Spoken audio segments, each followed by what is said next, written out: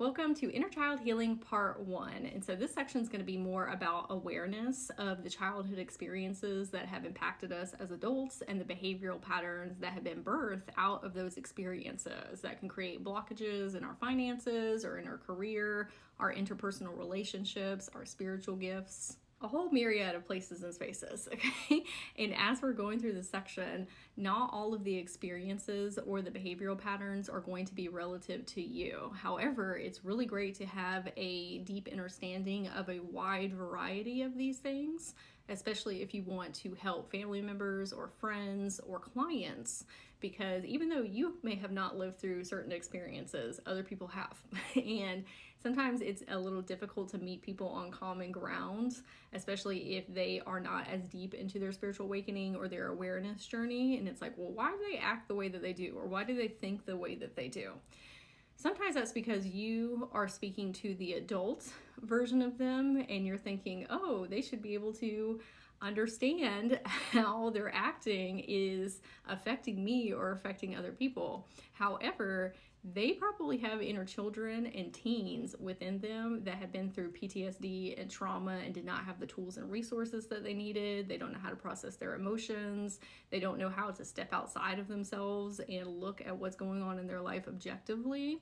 And so it can be frustrating when we're speaking to persons that way. Need to be understanding their inner children and their teens inside. That's the consciousness in which that person is speaking to you. They are stuck kind of back in that time and space. You're not all the time speaking to a adult conscious mind. Now, should we always be excusing people for their behaviors? No, okay, because it's our responsibility as adults to heal, okay, what has happened to us in the past.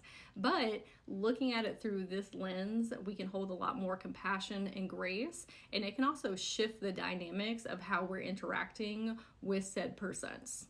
Because when you are thinking to yourself, oh, this is a inner child or a teen or a young adult that is not completely formed their judgment and reasoning skills yet, maybe I need to speak to them in a different way. And if you want to work with clients, or maybe you're currently working with clients, I highly suggest doing your own research about experiences and behavioral patterns. I'm going to give a lot of examples here, but obviously it does not cover the totality of things that people can go through in their life experience. But there have been a lot of things that I have not personally experienced, but I kept on seeing repeat with my clients or even my friends, that I want to be able to understand them better, and so that I can be of a support, a mentor, a guide, help them make shifts in their life. And so even though that's not my experience, I'm going to watch some video resources or read some research papers or just do what I can to amplify my knowledge in that area. That's what makes you a really good coach, a mentor, an energy healer. It helps you see the complexities of the human psyche, okay? And it helps you be able to talk to their inner children within them and their inner teens within them a lot easier. And I'm not saying that we need to speak to them as if they're a child, okay? The adult version, it's more of the energy that you are projecting and the way that you are speaking to people. It really does shift when you dive a lot deeper into what are the things that have affected us as adults that have made us who we are today. And you never know, I have had multiple times when I went to go research something for a client, and when I was watching the video or reading the research paper, I was like, oh dang, I have actually lived through this as well. Okay, this is something that I didn't know was relative to my experience, but I'm very glad that I realized this. And sometimes because then you're like, oh, this is more work.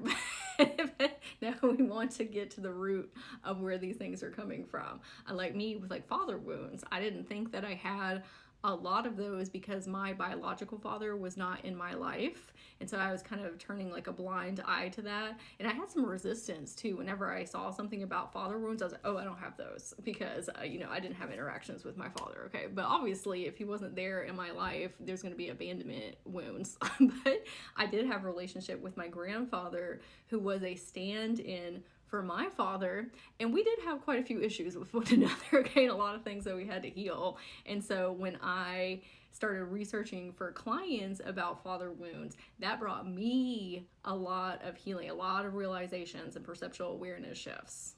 So just keeping an open mind while we are researching these things. Now I want to talk to your inner children and your inner teens and your past versions. Part of this section, while we're talking about experiences and behavioral patterns, is really heavy. It might bring up some PTSD and trauma, so we want to make sure that we are taking our time while going through it. If you need to come back to it, and then come back to it, and then come back to it, that's totally okay, especially if you have experienced a lot of them. It is going to bring up emotions. It is going to bring up memories. And we need to make sure that we're taking care of our physical body, right? Regulating our central nervous system, maybe taking a salt bath, listening to some light language, some Reiki, doing some things to get that cortisol out of our body, having a good cry. That's totally okay as well.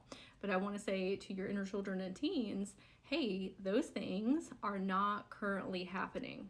The reason that we are looking over them is so that we can better understand ourselves and so that we can release all of that crystalline, hardened energy in our body, because that's what trauma and PTSD does. If we are not processing it, it makes our body crunchy inside, and it blocks up our channels and our meridian lines.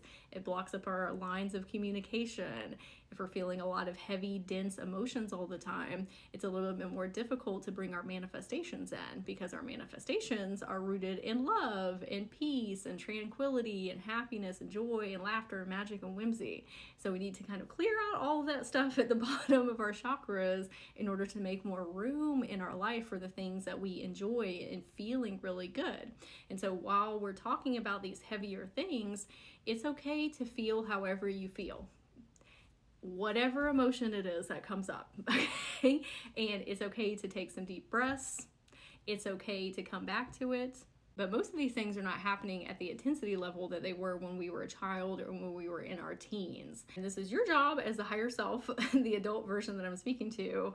If you do feel intense emotions come up, or memories, or you feel triggered, or, just central nervous system getting activated, that you can come in and say, hey, I know that these experiences were really intense in childhood and we've had some behavioral patterns form because of them.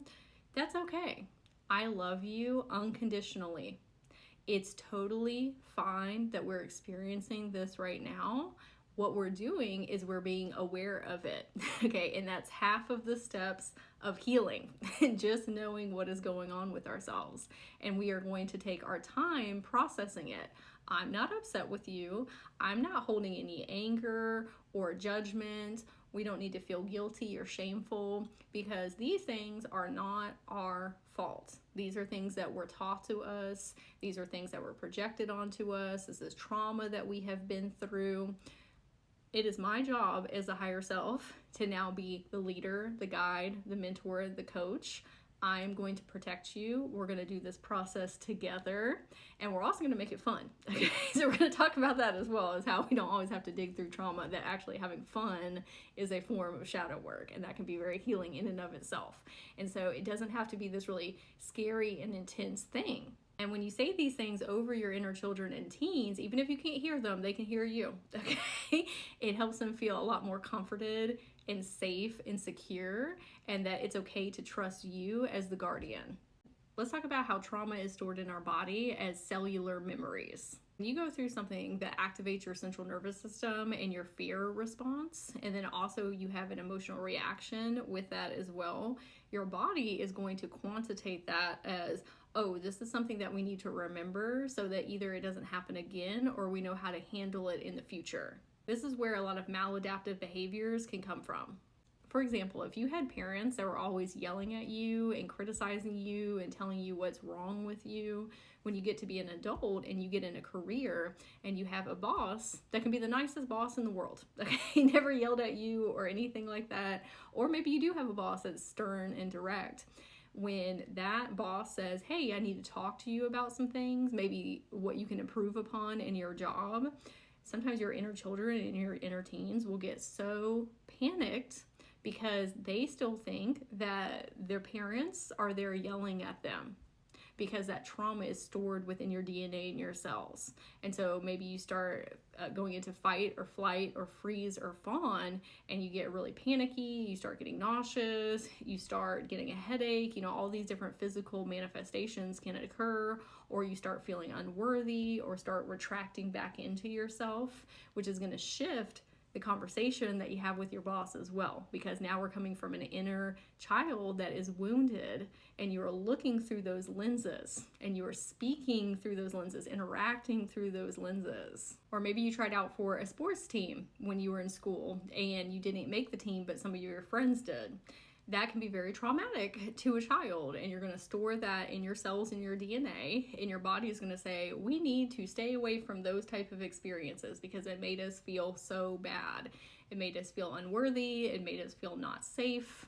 It made us feel incompetent. And so when you get to be an adult and you want to try new things, either, it could be a sports team, but it can also be some type of community class or something where you're having to put yourself out there and showcase your abilities. Maybe it is getting a new career, okay, or asking for a promotion.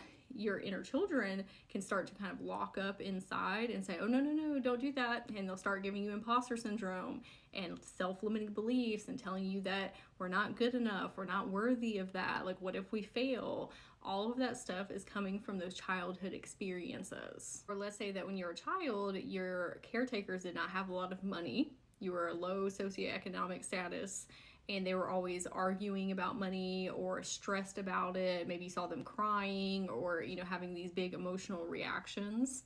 Well, your body is storing memory with something that is scary and that produces a lot of fear.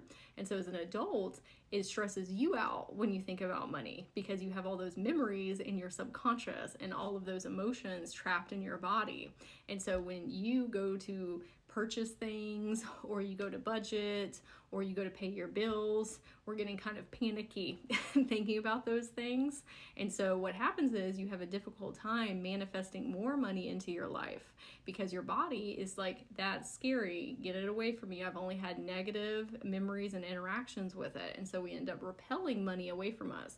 But that's because we're coming from that inner child consciousness that has yet to be healed through those things. Or like for me, I've really had to work through overachieving and perfectionism because when I was younger, I had a lot of abandonment wounds because my biological father wasn't in my life, and then my biological mother was like in and out, and then eventually my grandparents adopted me. So I quantitated myself of not being worthy of love and not being valuable. And so I was always trying to prove my worth through my efforts, and that often led to burnout and just putting so much on my plate and it never being enough and me never feeling successful.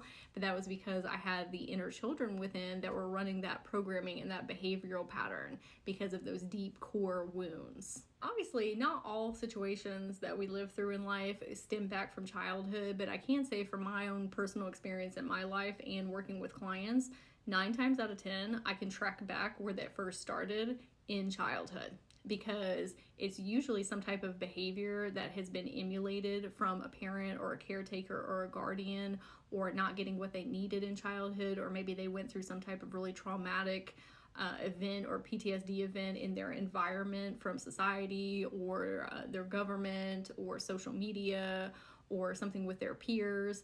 It usually all comes back to childhood because that's when we are getting programmed and taught how reality works. Or how reality works, right? Other people's perception of what is available to them and telling you what's available for you. And when we get into Inner Child Healing Part 2, I'm going to give a lot more tangible examples of things that can happen to you in childhood that reflect in adulthood, but I didn't want to overwhelm. And so we're going to talk about basic experiences that you can have and behavioral patterns just as a whole generally, and then we'll get deeper into it farther into the course. Now let's talk about how trauma is relative to the child. Okay? What you think is not a big deal as an adult, and you're like, oh, well, my parents and caretakers and guardians were just doing the best that they could, and they were trying to figure it out, and I'm very self-aware now. I understand why they acted the way they did, or my culture, or religion, or society, or government, all these different things. Okay, that is for you as an adult. A child or a teen, you got to think they are not at the same consciousness level as you. Okay, they are looking through their age lenses. So something that you understand as an adult, a 2-year-old, a 5-year-old, a 9-year-old are going to interpret and perceive in a completely different manner. Let's talk about how trauma is relative to the child or the children within us. You as an adult with your conscious mind can look back at your past sometimes and say, oh, I understand why I am experiencing these things because of my parents and teachers and guardians and culture and religion and government and all these different things, okay, programming. But when you are a child, you don't understand those things. When you are 2, 3, 4, 5 years old, 9 years old, 12 years old, you are looking through completely different lenses. You are not the self-aware being that you are currently. For the most part, I know that you are probably much more self-aware than most children. You are still having childlike responses and interpretations to things that are going on in your environment. And this is where most people get stuck with inner child healing, because you are trying to talk to your inner children and your teens like you would an adult. And that was me in the past as well. And that's why I was having a difficult time connecting to them. And something that really helped me along my journey is to say, okay, if I had this aged child outside of me, what would I say to them? Like if it was my friend's kid, I'm not going to talk to them like an adult. I would talk to them appropriately for their age. I would use completely different words and different analogies and different stories and different examples and different tools and resources. Sometimes being so self-aware is a crux because you're trying to talk from this elevated state of consciousness and explain things to them on these esoteric levels. You gotta break it all the way down. Like you are literally talking to a 5-year-old or a 9-year-old or a 12-year-old. That makes it so much easier to talk to them as well. Because when we are trying to speak to another really conscious being, you're having to utilize a lot more of your critical and analytical thinking skills. When you're talking to a small child, you're more so coming from your heart space. You're coming from your emotions. You're coming from a place of wanting to create safety and security for them. You're not having to sit here and analyze everything that you're saying. You want them to experience unconditional love. Oh, it's 11:11 on my phone. So back to how trauma is relative to a child. Let's use this example. Okay, so we have a 5-year-old who created this piece of art. They did a color project.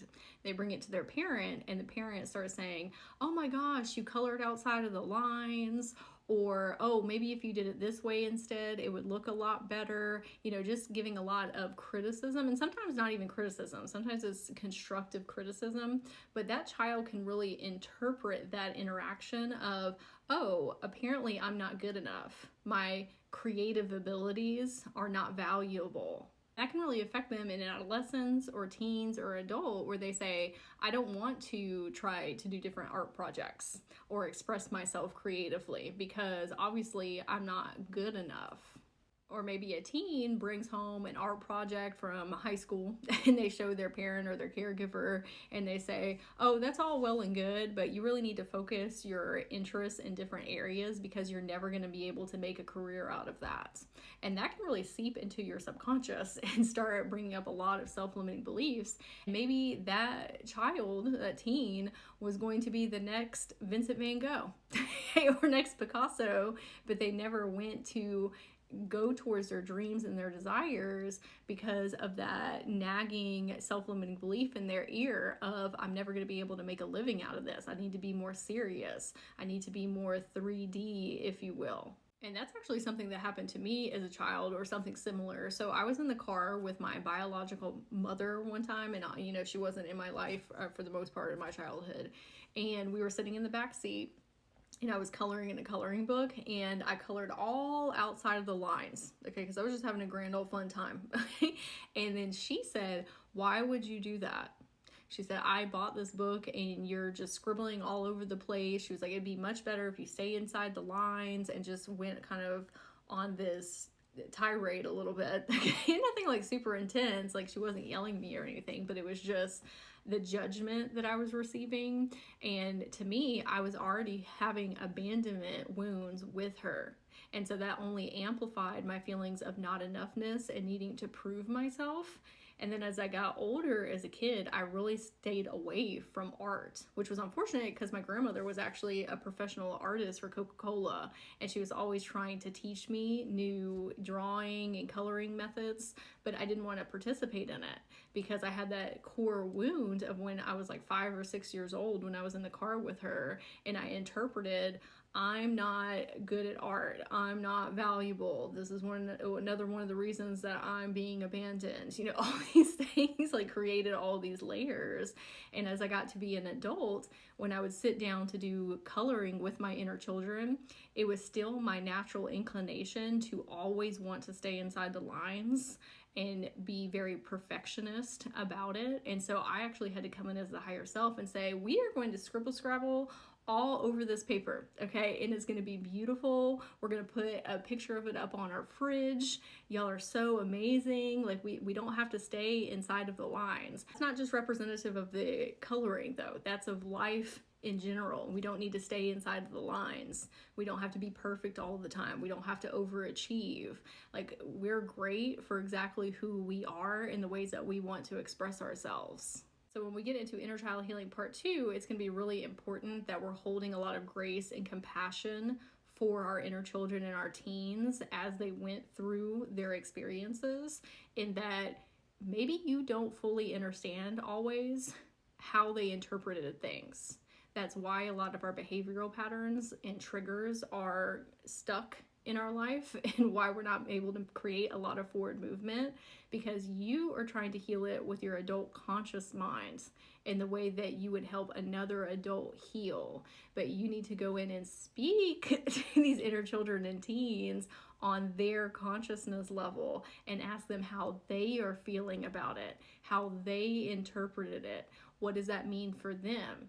Because most of the time they're going to give you completely different reasonings for these things. There have been so many times when I have been into clients' Akashic records with them, and we go into their consciousness, and it's me and it's them and it's one of their inner children or teens, and they're asking them about this situation or this scenario that happened, and they're like, oh my gosh, I didn't realize how painful that was for you. I didn't realize how much that impacted you. I didn't realize why it was so impactful. And so you having a deeper understanding of, hey, this is affecting them in a completely different way than you were interpreting as an adult, can really help them feel very validated for their own experiences. If you have not started inner child healing yet in your spiritual awakening journey, that is totally okay. We are here now.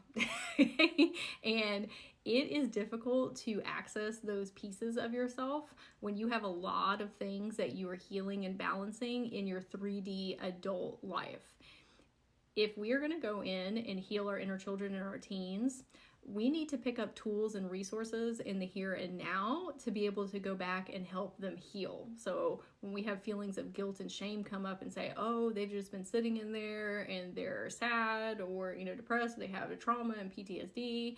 If you are in a place in life where you're still working through those things, it's more important for you to do that currently, so that you are actually teaching yourself how to be a healer, a mentor, a guide, a teacher to them. Okay, so if you feel like, oh, I have these lost children inside of me, no, okay, they are there and they're going to be there for the long term. Okay, they're always going to be there with you, your inner children and your inner teens.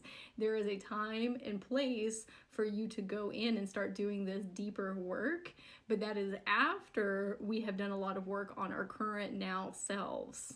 Now, obviously, we can still help people heal while we're healing through things, okay? If I'm working on imposter syndrome, that doesn't mean that I can't help somebody else. I'm talking about the depths within ourselves. For example, if you do not feel safe and secure in your present day reality, that's going to be more important for you and your inner children to get you to a place where you do, so that you can go back in and then start to help them feel safe and secure. Like you can't be in panic mode all the time and fear and anxiety and try and make a little child or inner teen feel safe. Like that just doesn't make logical sense, right? Or maybe you are not processing your emotions in the current Okay, we're experiencing sadness or grief or shame or guilt or anger, frustration, feeling lost. We need to learn how to process that stuff in the present moment, because it's going to be even more intense helping your inner children with it in your teens, okay? Because that stuff has been in your Akashic record, in your chakra system, in your energy field for years, okay? When you start going back in your consciousness and getting closer to the memories of the things that have happened to you that have cultivated you into the person that you are today, it's going to be even bigger emotions that come forward, because children do not have emotional regulation. And so when I have been in to heal my inner children and they have feelings of anger and fear and sadness and anxiety and all these different things come on, it's so much more amplified. Because again, they have been living in this energetic timestamp, which basically they think that the thing is happening over and over and over again. So they've had years of kind of being stuck in this process and having to shove all those things down, maybe because of safety reasons. You weren't allowed to do that as a child, or you would be persecuted or punished, a whole myriad of things. So you got to think, like, I need to learn how to regulate myself so that I can come in as the higher self and hold that sacred, safe space for them, because you're going to have to process it in your body with your inner children. It's a little bit different because you are coming in as an observer and saying, hey, I'm going to help y'all heal your emotions from the past, because we know emotions are just something that we're channeling, right? They didn't get channeled through when you were younger, when you were children or teens. And so it's just been stuck in your body, creating like crystalline energy, creating anxiety, depression, a whole myriad of things. And so when you come in as the higher self, you can say, hey, we're going to feel the anger and the sadness and the frustration and the unworthiness and all these things together. But I, as a higher self, am going to help you process through it. I'm going to hold your hand. We're going to feel it in our body together. I can pick you up and hug you. It really takes the intensity level off, because now you're coming in with your conscious mind and saying, oh yeah, these things happened in the past. They are not happening currently. These are things, are emotions that I'm channeling through. I don't have to attach to them. I can actually step in and create that sacred safe space for them to finally release that after years and years and years of holding on to it. So you have to get yourself to a place as an adult where you feel safe enough to process your own emotions with things that are currently happening, so that you can be the person to do that for them. Also, let's take a minute to talk about soul contracts. Okay, so if you're newer to that term, you as the higher self, before you came to this incarnation, made out a life plan, a guide map, if you will. And you said, these are all the things that I'm going to experience, all the people that I'm going to meet, all the challenges that I'm going to go through, all the expansion moments, the energy activations, remembering my spiritual gifts, all these different things, okay? When you get higher up in consciousness, you start to understand why all of these things happened in your life, even the trauma and the PTSD, and why you chose your caretakers, or all these different things. Your inner children do not understand that. They do not. Just like we were talking about before, you're coming in with your adult conscious mind of, okay, well, this is how I'm going to heal. You have to heal your inner children in a completely different lens. And so we need to hold space and grace and compassion. They don't know anything about soul contracts. They don't care either. Those things were so incredibly painful and hurtful to them. We can, of course, go in and tell them, like, hey, these are the reasons that these things happened. But we still need to be able to speak to them on a level of, I'm so sorry that those things happened to you. How awful, how terrible. These things are not your fault. They do not have anything, I'm going to start crying now. They don't have anything to do with your soul. You are a beautiful being of light. And I'm so sorry that we went through those things. Even if we do know why they happened, it doesn't matter. That was still so incredibly difficult and hard on us. And I love you unconditionally, and I am not upset at all about any of the behavioral patterns or triggers or things that we have been stuck through in our life. It's totally okay. Okay? And I'm not going to sit here and try and explain to you and overanalyze and come from these higher levels of consciousness and self-awareness and make it seem like what you went through was not valid because we chose those experiences. Okay, it's still super intense for them when they were little. You don't need to always explain the soul contract thing to them, okay? Like, remember, these are small inner children and teens. They just want to be seen, heard, and validated, and for you to help them process their emotions and unravel that trauma and that PTSD from around them and help them have fun and tap into joy and magic and whimsy. And so when we are coming in and invalidating them through saying like, oh, well, it's a soul contract, it's fine, you know, all this stuff. And it is on that level, okay, with your adult conscious mind, but we still need to honor the experiences that they had when they were younger and come from that level of understanding. Let's talk about why trauma is so intense to work through sometimes, okay? Because when you're pulling up these deeply rooted memories and these deep-rooted emotions that have never been processed, it's going to kick on your central nervous system. Maybe we go into fight or flight or freeze or fawn, or we get really overstimulated, or, you know, we just feel kind of panicky. So that's why we got to take our time with these things, okay? Especially when we're talking about healing our inner children. Trauma is scary to children. Like, you can only do that in little bits at a time. And so it's a process. It's a journey. It's not a destination that we're trying to get to. Okay, little by little, we are still making forward momentum. We're still making progress. One of the reasons it can feel really intimidating is because sometimes we're anticipating that those things are going to happen, that I mentioned just a second ago, when it doesn't always have to be like that. Sometimes we don't actually have to sift through the memories and sift through the experiences and the emotions and all those things. Sometimes just being aware of why things are happening and where they came from will start the healing process. That's it. Like, if you have children who have abandonment and trust wounds, you spending time with them will heal those things. It's not necessarily you digging through all the stuff, okay? They've already been there, done that. They've experienced it. You coming in and offering support and sacred space and talking to them about their feelings and validating and honoring them for the things that they have been through and how strong and courageous they are and empowering them, that is trauma healing. That is energy healing. That's things that I do with my clients as well. Sometimes they're really nervous because they feel like they're going to have this really visceral reaction because that's all they've kind of experienced, or they haven't gone in because they think that's what they're going to experience. And then I come in and we don't actually dig through anything. Now, that's not representative every time, okay? Sometimes we do have to dig through things. But a lot of times I'll be in a session with them and I'll just help their inner child feel safe and help them feel like they can say the things that they were never able to say in the past, or that I'm giving them like unconditional love. Maybe they haven't experienced that before, or telling them how special they are and how bold they are for continuing to go on this healing journey and for coming forward and talking to us in the first place.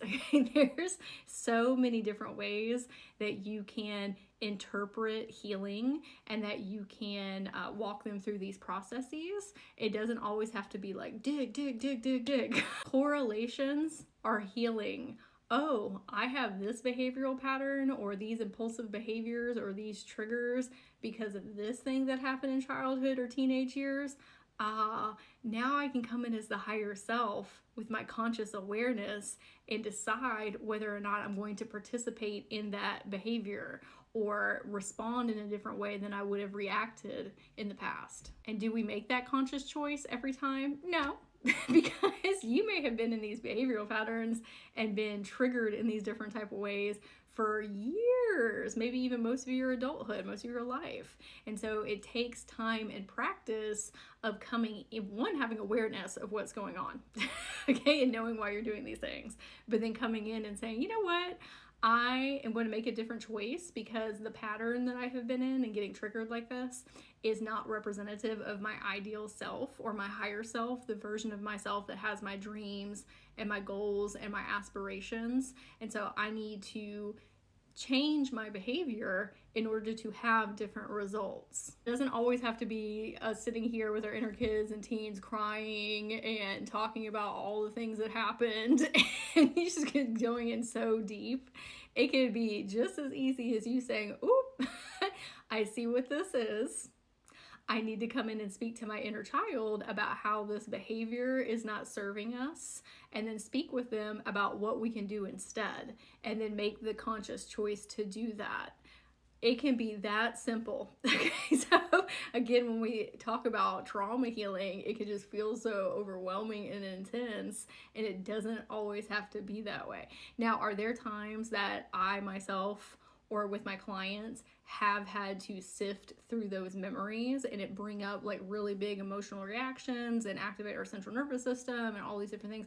Yes, of course, because some things have been very, very deeply rooted in, and they have multitudes of layers as to what is going on, and it affects a wide range of inner children and teens. And so those trauma wounds can be a little bit more intensive. But again, we're not experiencing those things in the present. We have to detach from them a little bit, still feel them, okay, but detach a little bit and say, I'm going to help you heal through these things, talking to our inner children and our inner teens. That helps them see you as the higher self, the guardian, the mentor, the teacher, the guide that has the tools and resources to help them heal. And then they can kind of relax. They don't have to take on so much responsibility. That's what a lot of inner children and teens are doing, and saying like, oh, this is like over looming weight of me having to fix myself because there's something inherently wrong with me or broken, and I don't have the tools and resources. Nobody taught me these things. That's where you're coming in and saying, I got you, boo. Okay? That's what I've been doing on my spiritual awakening journey, is having all these realizations, these perceptual awareness shifts, picking up the tools and resources so you don't have to do that alone. We are going to do it together. And if you can't hear your inner children and your inner teens talking to you, or your past versions, anybody younger than you, that's totally fine. It's okay. We're not even that deep into the course yet. Okay, we're going to get into that with channeling, inner child healing part 2, working with our chakras. We're going to help you get there. Okay, so don't worry. There's nothing wrong with you, nothing broken. It takes time and practice and different levels of understanding of how these things work.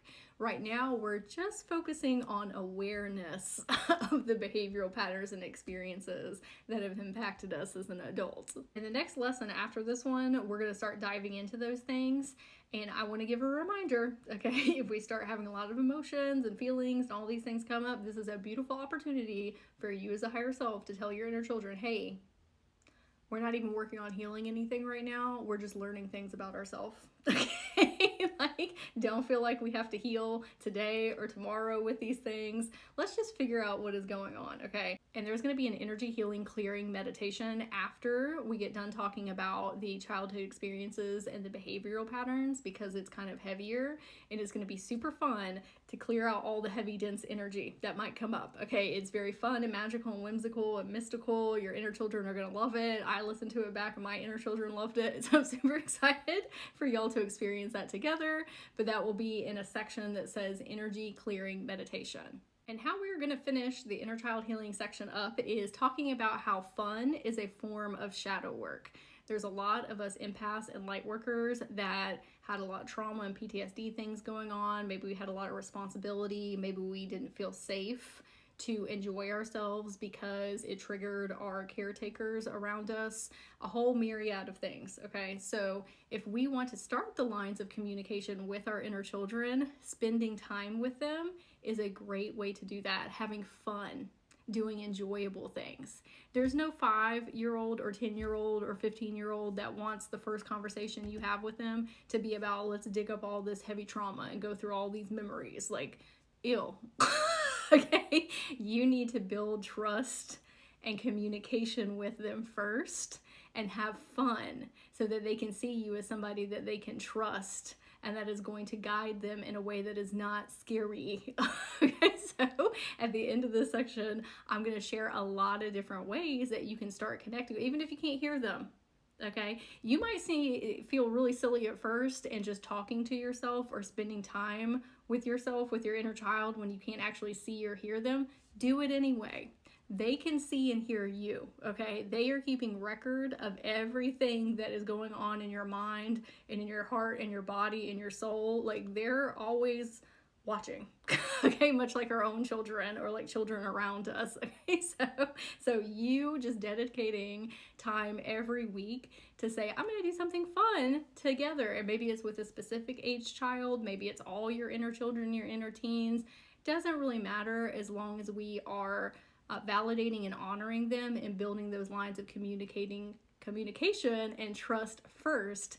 Then that will lead the path for us to be able to start working on some deeper trauma wounds.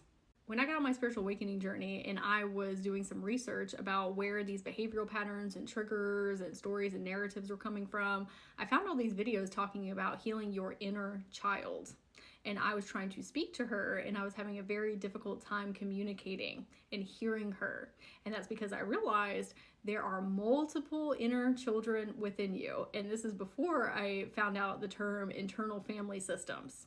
That is a term in psychology and psychotherapy that says, hey, when we have these PTSD and trauma moments, it can really split our consciousness, and it causes us to look through inner child lenses. And that's why we react in the certain ways that we do, or why we get stuck in life. And so I said, you know what, I'm going to try and break my inner children up into different ages, like 5-year-old me, 10-year-old me, 15-year-old me, and see if I can hear them more clearly. And at first, I wasn't hearing them auditorily or in my spiritual ear, but I would have different memories start to come up, or I would have different emotions. I was starting to get glimpses of why things were the way that they were and where they started to come from. And as I spent more time with my inner children, I would pick a trauma wound to work on: abandonment, people pleasing, masking, imposter syndrome, overachieving. And I would say to myself, when is the first time that I can remember this happening? And I would go in meditation and I would try and find a memory, okay, that would come up. And I would say, okay, how old do I think I was during this memory? And then I would pick that age, and then I would go in meditation and say, hey, 6-year-old me, can you come and talk to me about what was happening during that time? How are you feeling? And all of a sudden I started to get responses back. Okay, and this was not overnight. Okay, I just want to make sure I say that very clearly. This is something that took me quite a while to learn how to do, because I was also learning how to hear my intuition and trying to work with my higher self and just open up my clear abilities, my psychic abilities, my spiritual gifts. And so that took quite a while. I was healing a lot of PTSD and trauma and working with my chakras. And so I dedicated a lot of time and energy, though, to continuously going in and pinpointing these specific memories that happened to me and figuring out what age, and then speaking to that specific child. And it made the process so much easier, because instead of trying to just talk to one child, think how many experiences that you've had in childhood and teen years, okay? And if you are just looking at one child as a whole, that's going to be very confusing and overwhelming and overstimulating. But if you have one very specific child to speak to within yourself, it's pointing your energy and attention for much more clarity and direction. All of our inner children and teens have different personalities. They have different things that they like, different things that they enjoy. Think of yourself as an adult and how many times that you've evolved and your tastes and your personality have changed over time. Also, the way that I would speak to my 5-year-old and my 10-year-old and my 15-year-old with imposter syndrome is going to be completely different, because the reason that they have imposter syndrome is completely different. And obviously, there's a common thread of where that imposter syndrome first started, the root of it. But the experiences that my 5, 10, and 15-year-old all are going to be vastly different from one another. And I'm going to have to utilize different tools and resources to help each one of them. And this sounds like it's going to take a lot longer to heal, because you're like, oh, well, I'm breaking myself up into a million pieces, like soul fragments that I'm having to reintegrate into myself. I can tell you from my own personal experience and working with clients, it makes it a million times easier because you are able to work through layers at a much more accelerated pace. because you're starting to get very clear and specific answers instead of you just being up in your mind trying to work through a million layers in your Akashic records. No, you can just go in and speak to that inner child very specifically and say, how are you feeling? How did this affect you? What can I do to support you? How can I help you feel more trust? How can we have more communication? How can we have more fun together? And then the beautiful thing is when you heal one of your inner children, they become almost this council member. They start helping other inner children heal and your teens. There have been so many times when I've been in clients' Akashic records to help them with their inner children, and one of them will be just really scared, feeling a lot of anxiety and pain and trauma from the past. And another inner child will come forward that's already had a lot of healing and say, hey, I want to be here to help guide and support you. And it makes it a lot easier on the child that's super scared because that other child that's done a lot of healing is closer to them in their consciousness experience. Like you as an adult, I don't know if you're a parent or, just have had life experiences like with kids, they don't listen to adults the same way that they do other children. Like, especially like with my son, there's biases and he'll be like, oh, well, she doesn't know what she's talking about. But then one of his friends will say something the exact same way and he'll be like, oh yeah, that makes sense. Yeah. Okay. So your inner children and your teens are the exact same way. So when you start healing different children within you and different teens, they will come forward to help you with other children and other teens. They're almost vouching for you. Like, oh, you can trust her. She helped me with XYZ and now I feel a lot better. So why don't you come forward as well and receive this healing? And I'll be here for you while we all do it together. Hey babe, this is actually a commercial break to let you know that this is a snippet from my Quantum Evolution Academy. This is an amazing program that I would love for you to be a part of.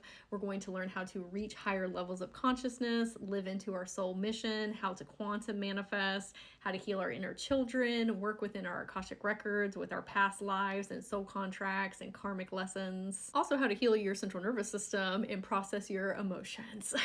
So if you want to learn more, check the comments here or the description box below, and let's get back to the video. There's also been a lot of times where I have gone into my own records or into other people's records, and I will ask if there's anybody that needs help in healing, and then nobody wants to come forward because, it's painful. Maybe they don't want to talk about it, especially if it's a young inner child, and then a different inner child or teen within them will go find them for me.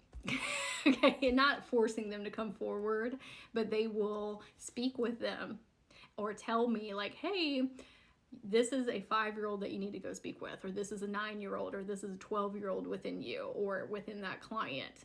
And then all of a sudden that child is brought forward and now I can speak with them to help them heal. And again, these are things that we're going to get deeper into Inner Child Healing Part 2, but I want to give some sneak previews, okay, so we can have it on our perceptual awareness.